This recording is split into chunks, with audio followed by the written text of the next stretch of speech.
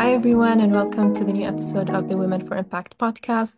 Today, we have a special guest with us all the way from Zurich, Switzerland. Is that correct? You're Yes, that's from correct. Zurich. Okay. Kamalis Lardi. She's a digital transformation leader and an award-winning author. So, welcome to the podcast, Kamalis. Thank you for having me, Sahar. It's a great pleasure. The pleasure is mine. Thank you. And can you give us a brief introduction about yourself, your background, what do you do? Absolutely. So my background is really in tech. I started probably in the late 90s as a coder, tech developer. And I was very interested in kind of the core capabilities of building technology. But I very quickly then moved into management consulting or advisory because I could see the potential of technology transforming organizations, and that, created a passion for me. So the last 25 years I've spent in various consulting companies, and 13 years ago I started my own consultancy based in Zurich, Switzerland. And I had the opportunity to work with companies from across regions in industries, some of the top names across the world. So it's been a very exciting journey. And I also teach at universities, as well as I love writing. So I've written two different books on digital transformation and tech. And so, apart from that, I'm also a mom. And yeah, that's a little bit about me. Thank you so much. Amazing. I think we have a lot in common. So usually I start with the conversation with saying about how we met and how I got to know about you. So this is the first time I meet Kamalas, and I've heard about her through the Open EXO community, which we are both part of as well since I think a couple of years ago. I heard a lot about you and about the work that you do, and as you were talking now, I feel like there's a lot of similarities as well between me and you. I've also started in tech, graduated computer science, worked in technology, and then I moved on to project management. And then about 10 years ago, moved on to the startup ecosystem. And so I feel like there's a lot of similarities in terms of uh, how our career shifted in a way. And I think that's part of the conversation that we're going to have today. And so, Kamalis, you've written two books. One is about to be released, and the first one is called The Human Side of Digital Transformation. And so, I'd like to ask you about why do you think, I mean, maybe it's an obvious question, but maybe we want to go deeper. Why do you think that the human side of digital transformation or innovation is important? This is, as you said, it might appear on the surface as an obvious question, but it's actually a piece or an element that many companies tend to miss. And so over the last 2 decades, as I've worked with companies to implement technology, we always find that there's this, the focus is on the strategic element, building the technology, kind of, finding the right tools and implementing those tools. And there's always been a assumption, if you the tool, the people will come, right? But what I've seen from my on the ground experience is the key element that can really make or break success of technology, as well as prepare an organization for the digital future, is really the people element. And this is the element that's most often misrepresented, underestimated, or even sometimes just plain forgotten. And so based on that, and I even saw this, as a consultant with big four companies, the focus was always on the tech solution. The Yeah. focus was always on the tangible elements of how can we implement the solution. But the focus on who the users are and how these technologies can create value for those people within organizations, as well as people that companies serve, the customer, there's been a little less focus on that. And so when I started my own company, one of the things that I wanted to really do was put out content that helped companies implement digital transformation and technologies more successfully. And so I created frameworks, methodologies, and these were very useful in accelerating transformation work in companies. But there was always this people element that stood out for me. So that drove me to actually write the human side of digital business transformation. So how do you combine this technology, strategic, and business elements with the people elements, making sure that tech is really grounded and it's delivering practical results? And if we dig deeper into this, what kind of human elements are we talking about? So there are many different aspects of it, right? Because people are part of every step of the journey. So there could be, if we talk about, if I can make it a bit more relatable to what's happening today, we see a lot of companies implementing technologies or implementing AI technologies. And there's a critical element of ensuring the right people and the right capabilities are involved from the process of design, development, testing, all the way to implementation and use of technology or AI. So this is critical to ensure that you have the right oversight, the right designs that are, usable for people, that it's embedded in the workflows of our daily lives in an effective way, that it's intuitive, that it's ethical. So all of these elements are so critical when we talk about tech implementation. But you also have this element of in a transformation journey of an organization, taking people on the journey of transformation is critical. And Yeah. typically what companies do is they create a strategy, they develop a solution or roadmaps, they design, develop, and then implement. And then at the end, they come with change management, Yeah. right? And the change management involves engagement strategies, training, communication, all these types of things. But that's way too late in the process, right? Because that's almost an afterthought. Hmm. That's when you kind of expect people to engage and start using the technology. But the process of human side starts at the very beginning, from the point of communication or, when you start thinking about this, the strategy and the development work, that's where you start thinking about people. How do we take people on this journey from the very beginning? How do we incorporate them and help them understand why a certain transformation needs to happen? What purpose are we trying to deliver towards? And so when we talk about the human side, it's really about looking at the journey from the very beginning and how do we get people onboarded to that journey right at the start so they go on this journey with the organization. And so in your book, you have sort of a practical steps into how to do that, correct? Yeah, in the book, it goes into the kind of strategic framework that I've developed, Mm. but it also then adds this human element across the entire journey. So it All right. brings people on this kind of journey together. But since then, I've also deep dive a lot more into understanding why people do what they do and what motivates us as people, and how do we, how do we think about things and how do we decide on things? So going into the sort of cognitive neuroscience aspect of it. Yeah. And this has further helped me identify strategies and approaches that we can embed in the transformation process to understand people, how they operate, why they do what they do, and how do we then effectively take them on this journey. So that's been really, for me, I feel this whole digital transformation topic is a constantly evolving topic. And for me, there is a constant learning, right? Every journey is a learning for me as well. And so I find this quite exciting. Amazing. Yeah. And I think it's so much needed. And speaking about technology, we're seeing a lot of disruptions, specifically around AI and machine learning. You also have a new book as well coming up. I think it's AI for Business. And what is the best way for companies to start embracing technology disruptions from the beginning? So, technology is for me very fascinating because what we have today is the foundation layers or elements that have helped to accelerate technology development, right? Yeah. So, many of these technologies, so even if we think about artificial intelligence, it's Yeah. not a new topic. It's been around since the 1950s, Yeah. research and development in AI. But what we have in recent years, or in the last 2 decades, I would say, is the foundational elements of, unlimited storage capacity and processing power and accessible front-end capabilities and even the kind of openness for people to use these technologies. Those elements are coming together and they've converged to create this sort of perfect storm that's created an environment where technology can, feed on in previous phases of development and just accelerate itself. And this is the reason why we're seeing technology development accelerate at such a rapid pace. So, ChatGPT, for example, reached 1 million users in 5 days. And ChatGPT has actually been around since 2018. But one of the reasons it's accelerated so quickly is because you have now this front-end capability that's familiar to users and accessible to people across the world.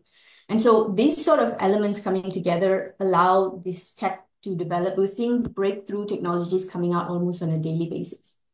What makes it really difficult for us as people is Yeah. we are built for linear thinking. We're not built for exponential thinking, Mhm. right? So as human beings, we think from step one, two, three, four, five. We're not thinking in an accelerated exponential rate that technology is developing. So this makes it very difficult for us to embrace technology that's coming out so quickly, Mhm. to even process the amount of information that we're faced with. And Yeah. even more so with organizations, because organizations are essentially made up of collective of people.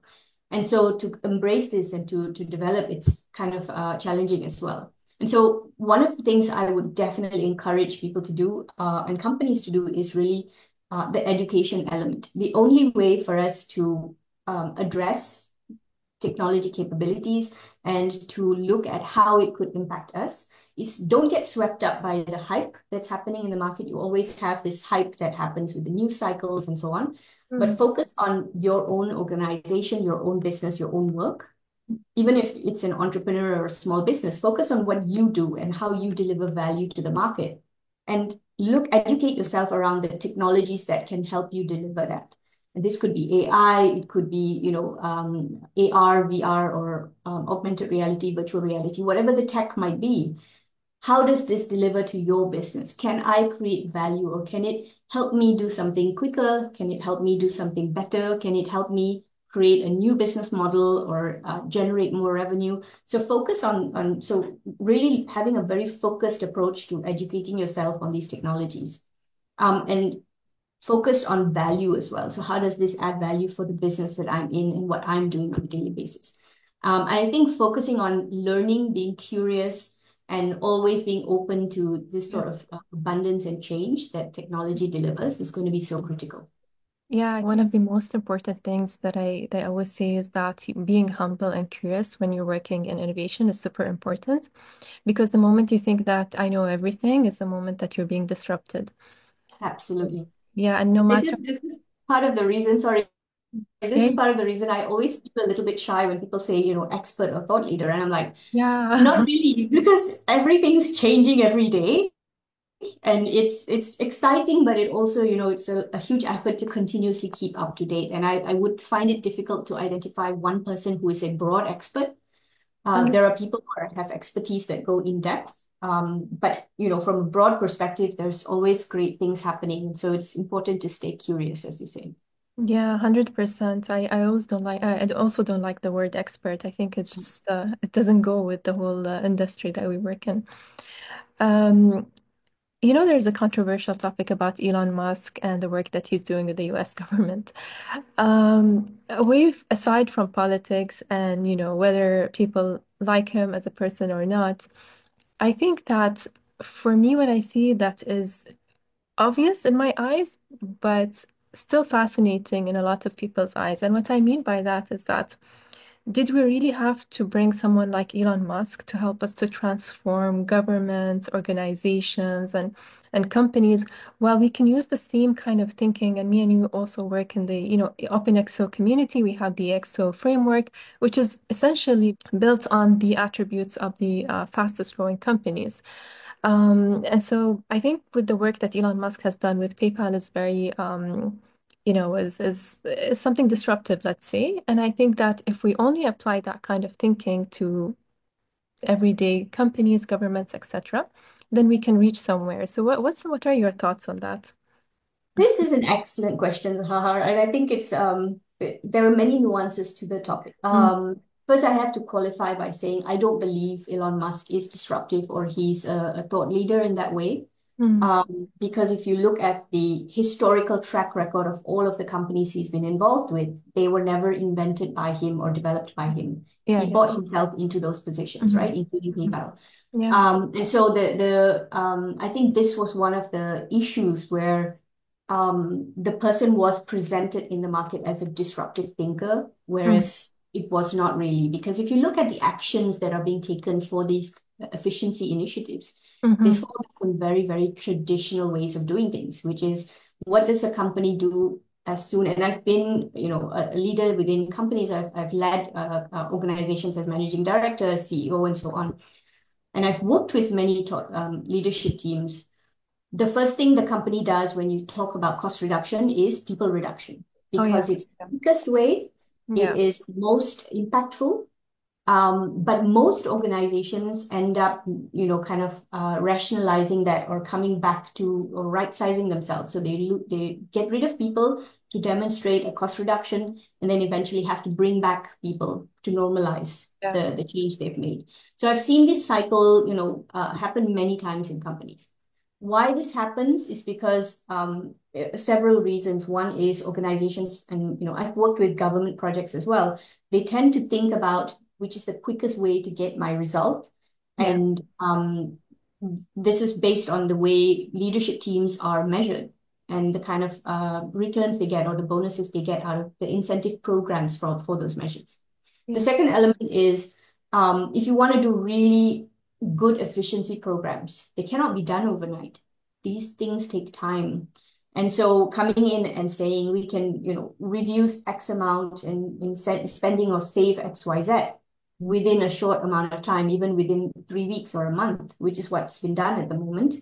The only way you can do that is to go back to these traditional ways of just slice and dice. Yeah. At the end of the day, what happens, and I come very much from a people perspective, is the people who are dependent on some of these initiatives and outputs, they're the ones that suffer, and they have also the least amount of power in the construct or the ecosystem of these structures.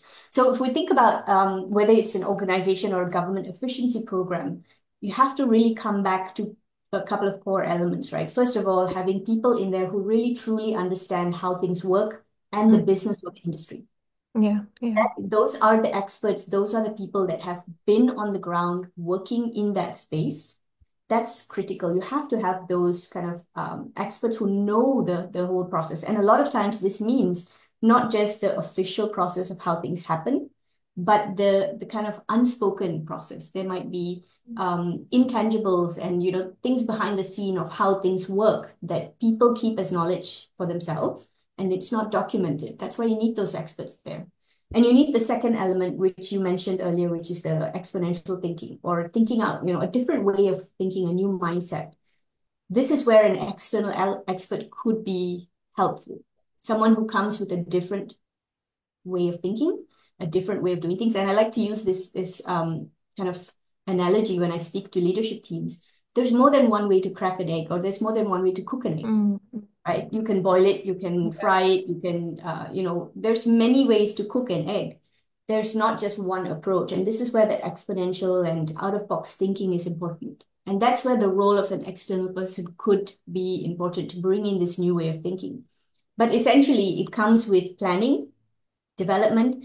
And I've done cost reduction and efficiency programs for, even very large organized international organizations. It takes, at least a year to come up with the kind of structure around how can this be done effectively without ruining or disrupting daily business. So Mm. don't throw the baby out with the bathwater, basically, right? The baby needs to still be taken care of, but you throw out the dirty water. That's essentially what you want to achieve. So you need to ensure that daily business is still running effectively and what you're delivering to the market happens. But at the same time, you identify where's the best place to create efficiency. How do you go about doing that? And digitization could be a hugely impactful way of doing it as well, bringing in the right tools. So I feel the approach that's being taken at the moment by Elon Musk is demonstrative of a lack of knowledge and capabilities. Mm. Okay. So okay, very interesting. Very interesting point of view. I personally think that he might have some kind of disruptive thoughts just because he works in the industry. And I think, as you said, like we glorify, entrepreneurs and tech entrepreneurs way too much, that we start to forget that we're also capable of doing these th things ourselves as well. Having the right people, the right tools, etc. But maybe for me, I just feel like sometimes the tech entrepreneurs will do things faster, but not necessarily more efficient or more human, as you said, like getting rid of employees or whatever. It just doesn't feel like the human thing I to feel do. like besides the point of human or strategic or efficiency, what is the result that's being produced, right? And Mm. I think this is where the whole initiative is Yeah. failing. because why do these government agencies exist? It's to serve the citizens. And the way the programs are being implemented at the moment, it's not serving the citizens. Mm. So it really comes back down to understanding the purpose of why something exists. And when that purpose is clear, then it also drives the way things are being done. 100%, yeah, definitely. Moving on to another topic that we started to talk about before we recorded is about the shifts that we are seeing in the consulting industry, in the management consultancy. You have experience worked with two of the big management consultancies. What are your thoughts around what's happening, the shifts in the industry? What do you think? Yeah, this is a very interesting question. Even when I left, the big consulting companies 13 years ago, one of my motivations was really to create an alternative business model, something that functioned differently but produced similar results. Yeah. My experience was the traditional consulting business model was very much, stuck in its way, to be honest, Mm. where new technologies were disrupting organizations, and we were supposed to be, at the time, the experts of these technologies, but we were not users of those technologies ourselves. So our internal organization structures tended to be very rigid. It wasn't dynamic. The way that projects were or engagements were sold to clients tended to be, of a certain size. There was no exploration capabilities. And obviously, over the last 13 years, we've seen the bigger consultancies transform itself in certain ways as well. But I feel that dynamic agility isn't in those traditional business models. And so this is why we're seeing also a huge number of, over the last 2 decades, a huge number of smaller, agile, very focused consultancies coming out that have really produced dynamic results for clients. What we're seeing now, and I think if I'm not mistaken, it was announced this week that ChatGPT is offering for 20,000 a month a new kind of PhD level ChatGPT. And Okay. so this could replace, for example, a consultant that an organization could engage. And I can attest to the fact that, some companies do pay a lot more than that for the team of consultants that they work with on a monthly basis. Oh, yeah. So this is an interesting shift where I feel that it's going to push the consulting industry to start thinking about alternative business models, alternative ways of doing things, and more towards the human side of doing things, because that's where the kind of strength or the competitive advantage will come. And so this is something that, I focused on a lot. How do we combine strategy, business, and technology and the human element? And I feel that's going to be a competitive advantage in the future. Yeah, I also feel like it's more of a male-dominated environment and very masculine driven, masculine kind of leadership driven as well. And so bringing that, feminine and more empathetic leadership to consultancy is super important. What The do you think? industry as a whole has, I would say, tech industry as well as consultancies, there is a whole challenge around the gender gap, Mm, equity gap, and so on. When I was in the consultancy, the position that I was in, there was a 25% difference in pay from myself and someone with a male person in a similar role. And mm, so this was not even it was an open secret. Everyone knew about it, right? So it wasn't even something that you could challenge. And I feel that that's one of the kind of issues. It became even worse, the conditions for me after I became a mom. mm, And so I was given ultimatums of, you have to take this project and leave your kid at home. And my baby was about 8 months at the time, and I would have had to leave her to go for a 4-month project overseas. And so the business model was very rigid. And I feel like the business community, as well as the employee community, the workforce as a whole, has shifted mindsets quite a bit. This sort of ultimatums and rigid way of working is not accepted anymore. People are looking for more. mm. They're looking for more purpose-driven organizations that align with their life, the demands of daily life. And women do tend to take, and this is just a natural a fact, right? It's a fact of life. Women Like, tend to take on more responsibility in different areas, for whether it's sure. Yeah. caregiving for elders or Yeah. taking care of children, whatever that may be. And so this sort of rigid business environment isn't going to be, I think, it's not going to survive as we move forward in the digital future. Yeah, very interesting. And for the final question, I'd like to know more about your consultancy and the business model that you operate in. So my consultancy was built on the fact that I didn't want to be the next Big Four. I Mhm. wanted to stay agile. And Yeah. so we have a team of people that are, in different locations. So we are 100% virtual. Mhm. And we are very dynamic in the sense that the core team is very small.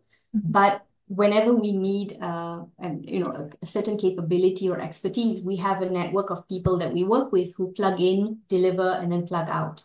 And so this allows for a certain amount of agility, but also allows for a small company to deliver a broad set of capabilities. And it keeps the costs very streamlined for our clients. So we deliver kind of the high quality work, but without the high cost, basically. And I felt this was a model where it could align with people's lifestyles as well. So as a mom, as a wife, and as a daughter, I have lots of responsibilities. I was still able to grow the business and do interesting work on my own terms.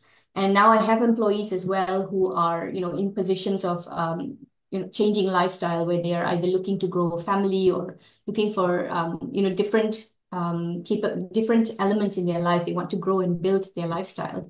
And they can do that while still working in a company that's professional and, offering them this kind of consistent experience. 100%. And are your clients embracing that remote structure, or they still feel like sometimes, we need an in-person meeting I, or I feel like I wasn't 100% committed to the structure before COVID. So like I would still say to the clients, I'll come on site, we'll be on site. And right. so I had international clients and we would spend a certain amount of time with them on site. But once COVID hit, the kind of transition became very natural. Yeah. And clients embraced it in their own organizations. But as they returned back to office, we stayed virtual. Mhm. And it hasn't been an issue and it's been accepted and fully embraced. And in fact, I think to a certain extent, they've seen that we are still able to deliver the high quality work and we are very dynamic. So we Mhm. work in different time zones. Some of our clients are in Africa, some in the Middle East, but the kind of time difference doesn't really show itself to them. So, we're responsive and we kind of work on our own terms. And I think that's been something that clients have embraced as well. It's actually been even because it's reflected in the pricing structure, we don't have to have flights and, being Yeah. on site. I think that's been embraced by clients. Everyone's a little bit more cost conscious, but value focused, and that's where we focus our energy as well. Yeah, I've seen the shift definitely after COVID or during COVID actually, when I've had even more clients globally than that want, in-person engagements. But what I've noticed as well, going back post-COVID, going back to normal life in where I'm based in the region, in the GCC specifically, still people or companies require in-person meetings or in-person workshops at like 100%. Face-to-face sessions, which I feel like is okay. Sometimes we need that as well. But it might take more time for us to start embracing that kind of a system. But I do the same as well. I work with a global network of consultants, and I think it's definitely more cost effective. But I feel like that might not be the replacement for big consultancies, for the companies or the governments that still want to have those kind of the name or the brand, or that might take a little bit of more time for them to start embracing that. I think that's a mindset shift that will take a Yeah, little bit more time to happen. yeah, I've noticed that, and I've worked with many companies to help them engage consultants, but I've also consulted for consultancies. yeah, yeah, And I think the comfort of having this big brand name, which reduces risks, and the yeah. risk management element is there. And companies that haven't worked with independent structures like ours do tend to there's a certain fear, right? So what if we Yeah, can't get the right people? What if the work yeah, doesn't get done? yeah. Uh, that can only be alleviated through kind of slow trust building and continuous value delivery.